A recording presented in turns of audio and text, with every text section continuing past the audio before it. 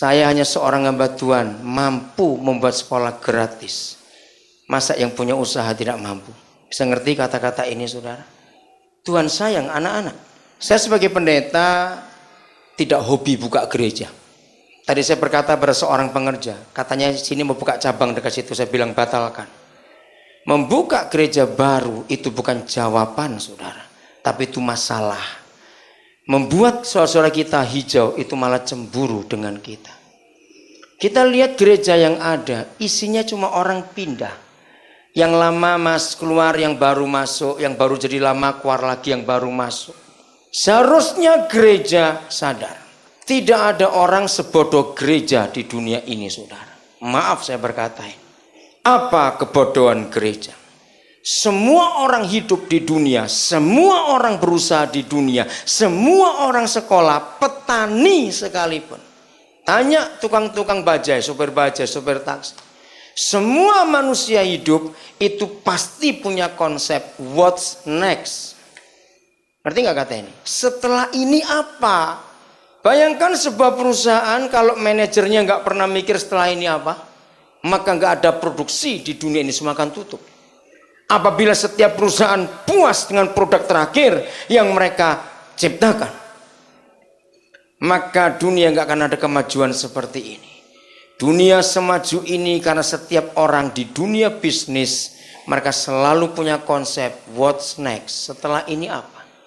Saya lihat handphone, ini yang paling gila yang saya pernah temukan, saudara. Nggak ada dalam sejarah manusia sejak revolusi industri dimulai di Prancis pada abad yang ke-18 yang lalu. Dari zaman agraris, manusianya pakai pertanian, tiba-tiba revolusi terjadi di Prancis, masuk ke Inggris, langsung Eropa berubah. Itu namanya revolusi industri. Maka sejak revolusi industri sampai tahun 2000-an ini, maka teknologi handphone itu yang paling mengagumkan. Saudara lihat, hampir setiap minggu keluar tipe baru. Maka itu orang Kristen yang mata handphonean bangkrut kamu kalau nggak bertobat. Ngerti kata-kata ini, saudara? Bukan mata duitan, mata handphonean itu bangkrut. Tiap kali muncul baru mau ganti. Betul? Mengapa handphone bisa begitu hebat perkembangannya? Mengapa teknologi komputer bisa begitu hebat perkembangannya? Karena ada orang-orang di situ yang otaknya nggak mau diam. What's next? Apa? Setelah tipe ini muncul, tipe apa lagi? Meras otak terus mereka. Gereja tidak berbuat seperti itu. Gereja hanya puas asal pujiannya bagus, alat musiknya baru dan semuanya. Nah, pernahkah kita mikir setiap kali kita selesai kebaktian, terus mau apa? Kalau saya pernah tanya orang rata-rata, setelah gereja apa? Makan. Itu kerjaannya. Maka itu gereja tidak pernah punya dampak ke masyarakat. Karena gereja hanya berpikir kebaktian selesai. Maka itu hobi para pendeta buka gereja, kalau enggak kantongnya kering itu. Gereja jadi seperti outlet perusahaan. Masyarakat di sekitarnya tidak diurus. Kita sibuk dengan kebaktian-kebaktian terus. Sampai kapanpun juga saya akan menyuarakan suara kenabian ini. Supaya gereja sadar dan tidak main gereja-gerejaan saja. Apa saudara pikir dengan membuat kebaktian makin banyak, Yesus dipermuliakan? Tidak jawabannya. Konsep berkat yang dimiliki oleh gereja sudah ngawur, saudara. Berkat bagi gereja adalah kalau aku kaya. Dari rumah kontrakan aku bisa beli rumah sendiri. Terus aku bisa punya kondominium, punya apartemen segala. Kalau mobilku ganti-ganti. Akhirnya orang ke gereja hanya cari kekayaan. Apa bedanya dengan pelihara tuyul kalau begitu? Kalau cuma cari kekayaan, pamer pakaian. Maaf saya berkata ini. Tuhan muak Yang ditulis cuma sedikit di Alkitab. Ternyata gereja karismatik dan Pantekosta paling banyak mengkhotbahkan. Bahan dari mana itu? Ayatnya cuma sedikit kok. Ngerti kata-kata ini? Ribuan ayat yang lain soal keluarga, kekudusan, dan sebagainya. Enggak dikhotbahkan. Karena gereja mata duitan. Sehingga perpuluhan melulu khotbahnya. Kesaksiannya duit. Sehingga bagi orang-orang baru yang belum Kristen tapi coba ke gereja langsung punya kesimpulan Tuhan kita mata duitan. Karena tiap kali ke gereja dengarnya duit terus. Bertobat pendeta. Khotbahkan pernikahan yang benar. Khotbahkan mendidik anak yang baik. Khotbahkan hidup kudus. Kurangi jatah khotbah soal perpuluhan. Itu cuma sedikit. Karena kita dipenuhi dengan duit di otak kita, maka kita nggak pernah bisa berpikir setelah ini apa. Yang ada cuma bagaimana kalau kita bertambah, bagaimana perpuluhan bertambah. Cuma itu yang ada di pikiran kita. Lalu orang sengsara tetap sengsara, orang miskin tetap miskin. Gereja cuma taunya pesta saja. Saya keras berkata kepada pendeta-pendeta yang punya satpam di rumahnya. Saya berkata kepada mereka, kalau engkau selebritis punya satpam boleh. Untuk apa pendeta punya satpam? Mana kuasa Tuhan dan para malaikatnya? Saya berkata kepada mereka, untuk gaji satpammu itu bisa menghidupkan berapa keluarga miskin di negeri ini.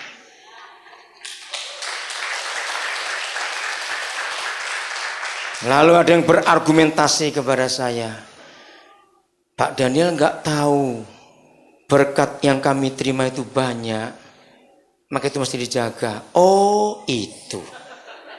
Saya ngomong lagi, baca Injil baik-baik. Hai orang kaya, jual hartamu dan bagi pada orang miskin. Kekayaan yang Tuhan berikan kepada kita bukan untuk disimpan dan dikumpulkan, beli lukisan, beli porselen, beli apa, enggak mengenyangkan orang. Saya punya konsep. Kalau ada maling masuk ke rumah saya pun saya enggak akan teriaki. Karena cari jiwa itu susah. Ini datang sendiri malam-malam. Serius saya berkata, dengarkan. Ini prinsip saya. Maka itu gereja-gereja mata duitan kalau ngundang saya mikir-mikir saudara. Karena saya akan hantam dalam nama Yesus. Itu kejahatan. Maka itu saya minta tadi direkam khotbah ini. Perbanyak, beri kepada semua orang kaya dan pendeta kaya. Supaya panas kupingnya dan bertobat. Dalam nama Yesus. Sudah waktunya suara kenabian gereja didengar oleh gereja sendiri. Sebelum suara kenabian itu sampai keluar, saudara. Hentikan hidup mewah tanpa mikir orang susah. Jadi kalau ada maling masuk rumah saya akan sambut dia. Selamat malam. Nama saya Daniel, namamu siapa? Setelah disebut namanya saya akan panggil nama, saya serius. Neraka masih buka. Mall Pondok Indah bisa tutup, neraka nggak pernah tutup. Jadi kalau kamu nyolong, kamu masuk neraka. Kalau kamu minta, kamu selamat. Milih yang mana? Ayo duduk baik-baik, saya ajak duduk. Kamu sudah menikah belum? Sudah Pak. Lebih lagi goblokmu, saya bilang. Apa istrimu nggak malu kalau punya suami masuk penjara gara-gara maling? Jahat kamu. Kamu berkata sayang keluarga, saya kurang uang, maka itu saya nyolong. Tapi ternyata kamu egois. Kamu nggak mikir istrimu. Betapa malunya dia. Kamu punya anak tidak? Punya Pak 4. Lah lebih lagi. Betapa malunya anaknya. Kalau teman-teman anakmu tanya, bapakmu di mana? Ditahan. Aduh, saya marah kalau ada orang simpan makanan. Berikan sekarang juga. Untuk apa nyimpan makanan besok manasi lagi? Sayang energinya. Besok bisa beli lagi yang fresh. Kok nggak ada yang ngamen? Nah, orang pelit kalau dengar saya khotbah bisa stroke, saudara. Pasti stroke kalau pelit. Betul nggak? Habis khotbahnya begini. Jadi kalau siang ini saya ke rumahmu, saya buka kulkasmu sampai sesak makanan, bertobat kamu. Itu kejahatan, saudara. Yang miskin masih banyak butuh makanan. Sama, kaki kita cuma 2. Kita bukan kaki 1000. Mau sepatu berapa? Loh betul tuh. Saya ini pendeta kalau pergi, maaf ya, saya karena sering pergi dengan pendeta-pendeta. Hampir nggak ada pendeta yang saya pernah pergi dengan mereka yang nggak bawa sepatu 2. Nah saya tuh nggak mau, untuk apa direpoti oleh sepatu. Sebab bagi pendeta-pendeta itu sepatu jalan dengan sepatu show itu beda. Maaf. Tahu kata ini? Lah untuk apa saya direpoti? Nggak mau. Saya pakai sepatu, kalau nggak tunggu rusak atau diminta orang, saya nggak akan beli lagi. Nggak akan. Karena cuma 2 kok. Ayo, siapa yang jam tangannya di rumah sampai 14? Walaupun tangan kita 2, nggak ada orang waras pakai jam tangan 2 kiri kanan. Itu hanya orang gila. Maka itu pulang dari sini bongkar rumahmu. Sepatu yang lebih kasih orang, pakaian kelebihan kasih orang, jam tangan lebih kasih orang, TV lebih kasih orang. Dalam nama Yesus. Ada orang-orang kaya yang Kristen jahat. Ditumpuk semua barang-barang itu, dipakai juga tidak. Untuk apa ditimbun di rumah, bikin tempat debu dan sesak tempat? Ini Kristen yang benar, saudara. Baca Alkitab baik-baik. Sejak awal, hati Yesus untuk orang miskin, orang tertolak itu luar biasa. Iya atau tidak? Kita harus menyadari itu. Siapa yang bawa Alkitab bahasa Inggris hari ini? Coba angkat tangan, saya minta. Ada? Angkat tangan, gak usah malu. Saya gak suruh saudara baca, nanti saya baca sini kalau saudara gak mau. Ada yang bawa bahasa Inggris? Ada? 1, mana? Oke, di mana? Ibu, baik Bu. Saya mau tunjukkan ini. Betapa gereja salah. Di Alkitab saya sudah diganti. Yehezkiel pasal 34 ayat 16. Betapa gereja salah. Yehezkiel 34 ayat 16. Maka itu saya bisa menyampaikan firman ini, saudara, karena kebenaran ini. Yehezkiel 34 ayat 16. Jadi what's next? Ini penting sekali. Oke? Yesus marah kepada gembala-gembala palsu dan, nah ini dia. Banyak gereja tidak mengkhotbahkan. Seringkali cuma gembalanya dimarahi. Tapi sekarang di Yehezkiel 36 domba-dombanya dimarahi habis-habisan. Bahkan dihukum, saudara. Dengar domba-domba yang apa ini? Yang hilang akan kucari. Ini hati gembala. Yang tersesat akan kubawa pulang. Ini hati gembala. Yang luka akan kubalut, yang sakit akan kukuatkan. Gereja karismatik menggunakan kalimat berikut, serta yang gemuk dan yang kuat akan kulindungi. Maka itu banyak gereja, kenapa nggak ngurus orang susah? Kenapa nggak ngurus orang miskin? Kenapa nggak ngurus desa pedalaman? Karena ayat ini. Domba-domba yang gemuk yang saya dijagai baik-baik karena banyak duitnya. Tolong yang bagian belakang baca kata itu saja. Ternyata ini salah 100%. Akan diapakan ibu? Yang gemuk dan yang kuat? Akan diapakan? destroy, akan menolong domba-dombaku supaya mereka jangan lagi menjadi mangsa, dan aku akan menjadi hakim di antara domba dengan domba.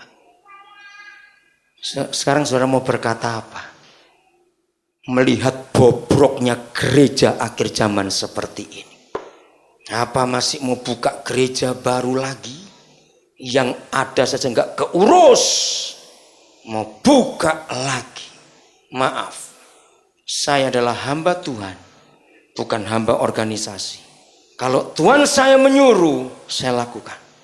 Organisasi boleh melarang, saya nggak peduli, karena ini kebenaran. Katakan amin. Dengar pelayan-pelayan Tuhan, siapa yang kau layani selama ini? Jujur, jangan pura-pura. Yang Maha tahu isi hati kita. Siapa yang suka kau kunjungi? Siapa yang suka kau SMS? Orang miskin gak punya handphone. Maaf saya berkata, sudah waktunya domba-domba kurang ajar ini bertobat, saudara. Yang menghabiskan kekayaan surgawi sampai lebih dari 90%. What's next? Pikirkan orang-orang susah itu. Lukas 14 ayat 15 mulai. Inilah hati Yesus Gembala Agung kita yang penuh dengan belas kasihan kepada orang miskin, orang susah, orang menderita, janda, anak yatim. Katakan amin. Inilah hati Yesus. Mendengar itu, berkatalah seorang dari tamu-tamu itu kepada Yesus, berbahagialah orang yang akan dijamu dalam kerajaan Tuhan. Tetapi Yesus berkata kepadanya, ada seorang, ini pasti orang kaya, mengadakan perjamuan besar, dan ia mengundang banyak orang. Orang kaya sebabnya. Menjelang perjamuan itu dimulai, ternyata saudara, ribuan tahun yang lalu standing party itu sudah ada. Dan ini contohnya. Ini standing party. Tahu istilahnya? Kita sekarang banyak bukan? Nggak repot-repot, pesta berdiri. Datang, ketemu pengantinnya, langkan, terus pulang. Nah di situ banyak tetangga-tetangga juga tahu di tempat pesta itu pinjam baju masuk juga. Karena ngerti contoh ini, saudara. Untuk apa? Kalau kita mengundang orang dengan kata mohon doa restu untuk anak kami menikah. Ya kalau memang doa restu ya di kebaktian, bukan di restoran, rakus. Mau memberi restu apa kalau di restoran? Ngerti nggak kata ini? Maaf. Maka itu yang sudah punya rencana pesta batalkan hari ini dalam nama Yesus. Uang jangan dihambur-hamburkan hanya untuk show off, hanya untuk pamer saja. Jangan.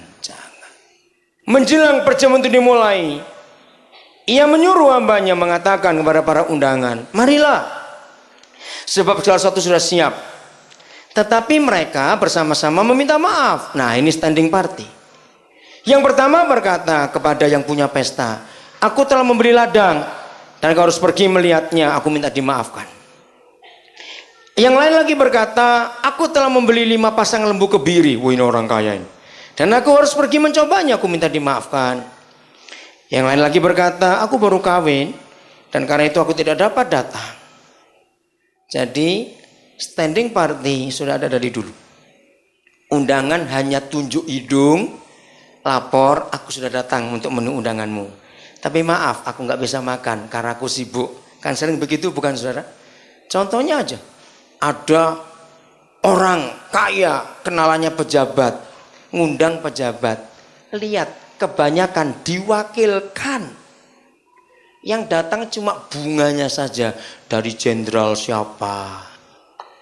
Terus bangga dimasukkan foto, anakku kawin jenderal itu memberi bunga. Jenderalnya bisa pensiun, lupa. Ngerti kata-kata ini? Ini kita harus mikir. Sudah, ayat 21. Maka kembalilah hamba itu dan menyampaikan semuanya itu kepada tuannya. Nah ini yang buat saya kaget. Tahun 74 saya dapat pewahyuan ayat ini, saudara. Jadi sudah 32 tahun yang lalu. Kata ini yang buat saya terkejut dan saya mencari rahasianya. Lalu murkalah tuan rumah itu. Saya pembantu suruh bongkarin, bongkar. Mana yang kadaluarsa bagi sekarang? Ini kan lebih jahat lagi, bagi racun itu saudara. Kurang ajarnya sama antara yang memberi dan yang menerima. Dalam nama Yesus bertobat. Janji ya? Awas engkau beli parcel untuk orang yang bisa beli. Awas. Saya minta saudara jawab, saudara setuju nggak dengan kebenaran ini? Sudah cukup. Ketidakadilan merusak gereja. Dan ini waktunya keadilan dinyatakan di negeri ini, saudara. Negara kita sudah rusak. Karena pejabatnya rusak, pemerintahnya rusak. Ternyata gereja ikut rusak juga. Yang seharusnya gereja itu standar bagi negara. Standarnya merosot. Dengar ini baik-baik. Kalau ada pejabat sampaikan supaya bertobat juga. Negara yang diberkati Tuhan, Malaysia, itu negara Islam saudara. Mengapa diberkati Tuhan? Jepang itu negara Buddha yang kuat penyembahnya pada Dewa Matahari. Kenapa diberkati Tuhan? Thailand, lihat patung-patung berhalanya. Kenapa diberkati? Maka itu kalau saya ketemu orang Kristen yang sok karismatik, kerjaannya ngero terus, kayak Ghostbuster, kemana-mana lihat patung. Ih, patung itu isinya apa? Wih, isinya ini. Ngapain jadi aneh-aneh gitu? Itu kan Ghostbuster namanya. Enggak usah ngurusi patung-patung itu. Di Thailand itu patungnya jutaan. Di negara-negara itu law is law. Hukum itu hukum. Tapi di Indonesia tidak. Hukum itu duit. Betul tidak? Ini rusak. Maka itu sejak ribuan tahun yang lalu Yesus Tuhan kita selalu berpihak di orang yang tertindas. Katakan amin. Itu sebabnya domba-domba gemuk dan kuat yang menindas itu dimusuhi oleh Tuhan. Walaupun itu domba Kristen. Hati Yesus pada orang-orang seperti ini murka. Saya heran. Kalau orang Indonesia pesta ternyata diperkirakan yang datang lebih banyak dari makanannya, maka doanya jangan datang banyak-banyak, datang jangan banyak. Iya toh? Itu kita. Maka itu ini orang kok murka. Yang datang nggak banyak pada pulang semua, kenapa murka? Ini yang menjadi tanda tanya saya. Ternyata hati Yesus itu luar biasa. Lihat kalimat berikut. Dan berkata kepada hambanya, pergilah dengan segera loh, jangan lama-lama, ke segala jalan dan lorong kota, dan bawalah kemari satu, siapa? Dua, siapa? Tiga, siapa? Empat, siapa? Dengarkan, 4 kelompok manusia yang disebut Yesus Tuhan kita 2000 tahun yang lalu, ternyata sekarang ini menjadi populasi terbesar dunia. Jawab iya atau tidak? Populasi terbesar dunia adalah 4 kelompok orang ini. Miskin, lumpuh, cacat, buta. Ini terjadi. Saudara, kata orang miskin salah kalau kitanya menafsirkan miskin uang. Enggak. Buat Tuhan miskin nggak harus uang. Kalau saudara ada di Pondok Indah, ada di daerah Pantai Indah Kapuk, di Marina yang rumah kaya-kaya itu, lihat pemilik rumahnya jarang, sebab milih di hotel yang seneng pembantu-pembantunya, pesta besar di rumah-rumah mewah itu. Iya atau tidak? Jadi banyak orang kaya duit tapi miskin ngantuk. Loh, kok nggak ada yang ngamen? Tahu kata ini? Apa artinya miskin ngantuk? Susah tidur. Zaman sekarang. Banyak orang kaya duit, tapi miskin sehat. Jadi artinya penyakitan. Banyak orang melek mata fisiknya.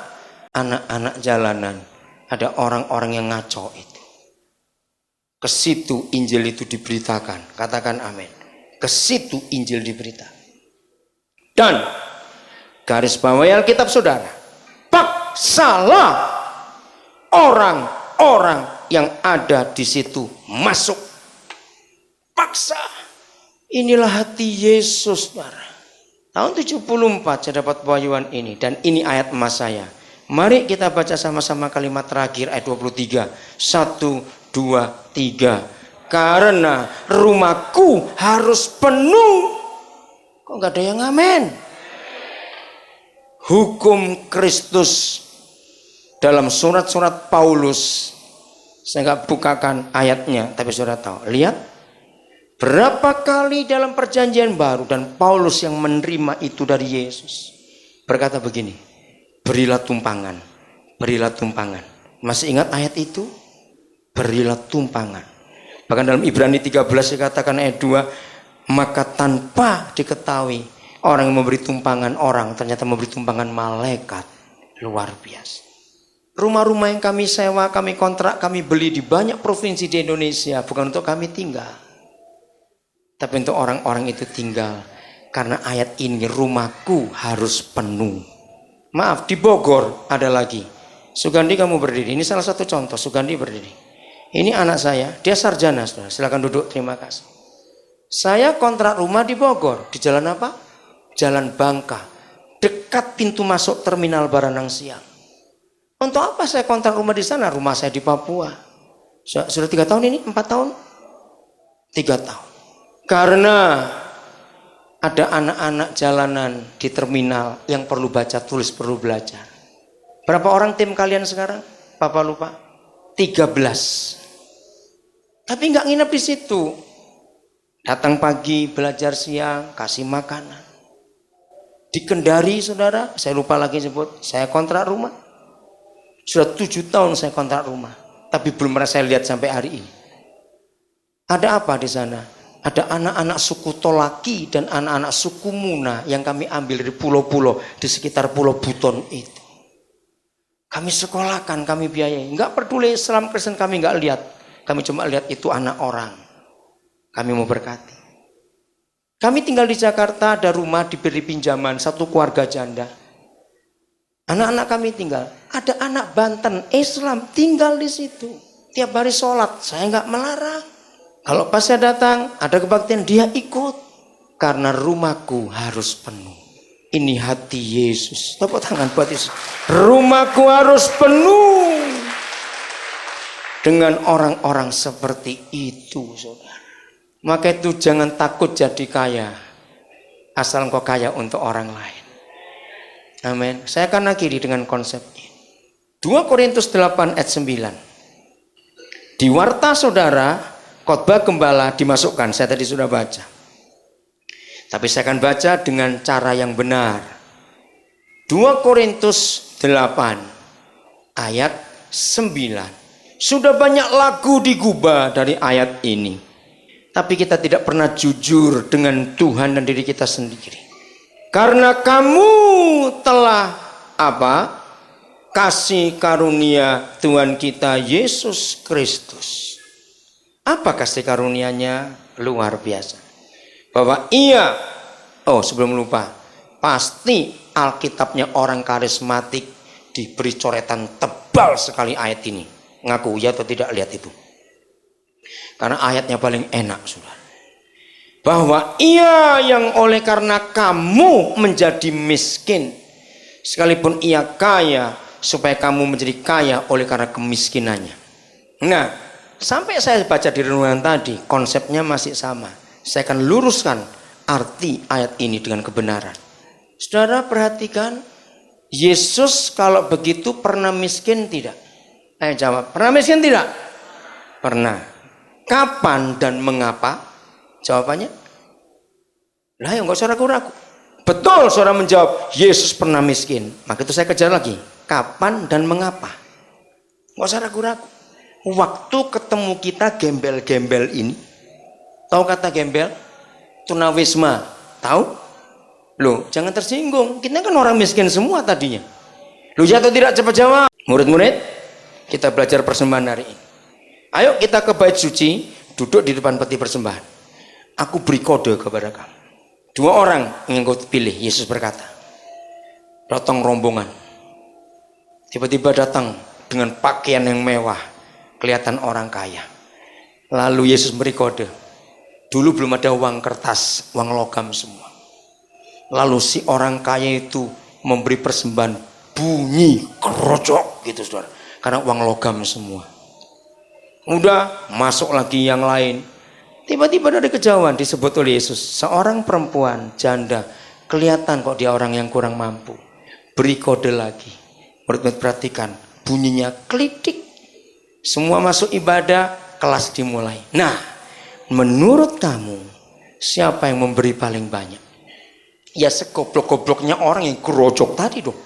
Tapi guru Yesus berkata tidak. Petrus langsung protes. Mana bisa tidak? Nah ayatnya di mana? Memang nggak ada, cuma saya nafsirkan sendiri. Sebab Petrus itu murid paling besar mulut. Maka itu saya nggak pernah beri nama anak laki saya, anak orang nama Petrus. Itu nama jelek. Yang punya nama Petrus yang tersinggung saya minta maaf. Jelek Petrus itu namanya. Saya nggak suka. Ngomongnya besar betul. Lalu bantah mereka, guru, bagaimana yang klitik bisa lebih banyak daripada yang gerojok? Nah ini cara surga ngitung berkat. Jangan stroke ya, saya ngomong ini jangan stroke dalam nama Yesus. Hati-hati dalam nama Yesus. Ternyata yang dihitung oleh Papa di surga bukan yang kita beri di kantong maupun di kotak. Nah ini masalahnya. Yang Papa hitung yang masih di deposito dan di bank saudara. Ayo mau lari kemana? Mau lari kemana? Berapa puluh juta persembahan kita. Yang ngitung itu bendahara. Yang surga hitung yang masih di rumah. Yang masih di bank. Yang masih di Singapura, di Swiss, atau di mana lagi.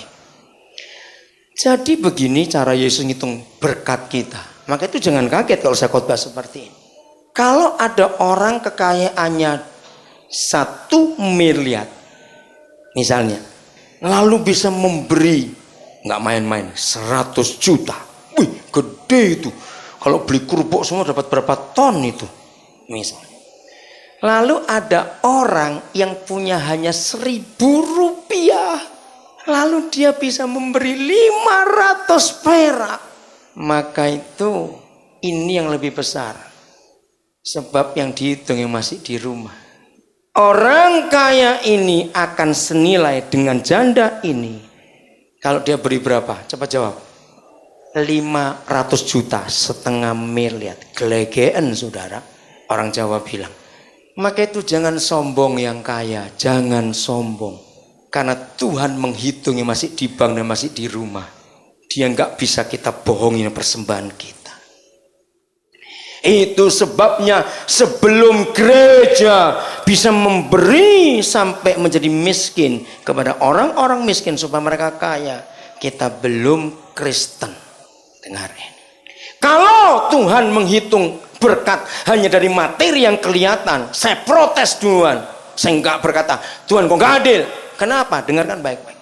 Di dalam dunia ini ada orang bisa kaya bukan karena berkat Tuhan, tapi karena berapa hal. 1, karena dia dapat warisan. Ya pasti kaya dong. 2, dia rajin dan ulet. Kalau yang lain buka jam 7, ini buka jam 5. Tutupnya yang lain jam 9, dia tutup jam 11. Ya pasti kaya. Rajinnya kayak begitu. Sudah dapat warisan, ulet, rajin. Tambah lagi pelit, tambah kaya saudara. Kalau belanja beli ikan cuma kepalanya saja,